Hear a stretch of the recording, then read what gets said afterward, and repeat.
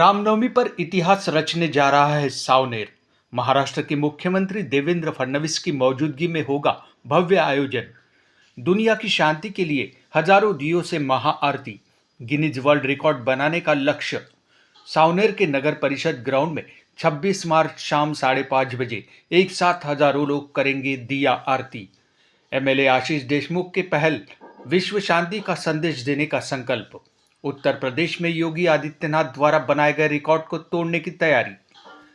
जंग और अशांति के दौर में सावनेर से उठेगी शांति की लौ, धर्म, जाति और विचारधाराओं से ऊपर उठकर एकता का संदेश। हजारों दियों की रोशनी से गूंजेगा सावनेर, एक दिया शांति के नाम। यही है इस आयोजन का मूल मंत्र।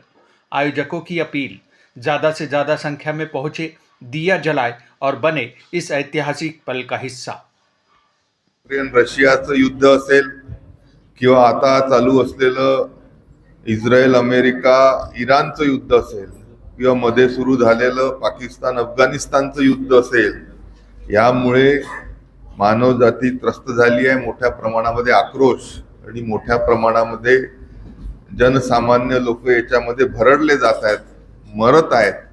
अशा याच्यामध्ये नागपूर जे सातत्याने वेगवेगळ्या विचारांना समोर आणण्याचं ज्यांनी काम केलं आहे, एक शांतीचा संदेश घेऊन एक विश्व शांतीसाठी विश्व विक्रमी आरती, महाआरती, ज्याची नोंद Guinness book of world record मध्ये होईल अशी मर्यादा पुरुषोत्तम रामजींच्या म्हणजे रामनवमीच्या दिवशी आम्ही सावनेर येथे करतोय। आणि जो अयोध्येला महाआरतीचा रेकॉर्ड झाला होता तो नक्कीच तोडण्याचा संकल्प आमच्या सर्व संचलन समितीचा आहे। त्यासाठी महाआयोजन हे येणाऱ्या 26 तारखेला संध्याकाळी सावनेर येथे होत आहे। म्हणून अशा या विश्व शांतीसाठी विश्व विक्रमी महाआरतीचं लोकांना माहिती व्हावी, त्यासाठी आपल्या सर्वांची मदत ही आम्हाला गरजेची आहे।